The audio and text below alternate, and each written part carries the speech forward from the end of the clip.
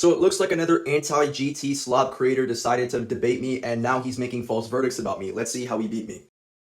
Already starting off strong with the circular reasoning claim. So for one, none of what you showed in the scan is circular reasoning. If you know what circular reasoning is, it's assuming the conclusion from the premises. But what you're actually looking for is the fallacy called argument by repetition, which I also didn't do. The only reason I repeated the same argument over and over again was to clarify to you my argument, since you couldn't understand it via the voice messages.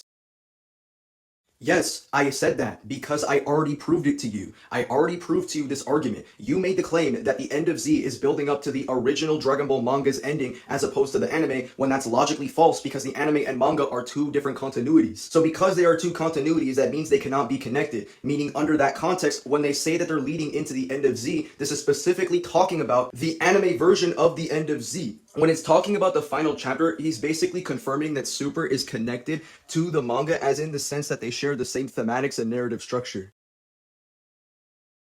Yeah, so you clearly just show yourself that you're illiterate, and it's laughably funny because the scan that you're talking about when I said Toriyama stated it is him talking about the intentions of the future of Dragon Ball, and that Dragon Ball Super exists because GT filled up the events of the future. Saying that Toriyama could have made mistakes does not justify that GT and Super are not connected, as canonicity and two connecting stories do not demand on perfect consistency, so your argument results in a nirvana fallacy. But even if we get rid of this, you never even provided any sort of justification as to why Toriyama's intention is now invalidated, so your whole point of could is just on some potential man shit, and you never actually justified any of your claims.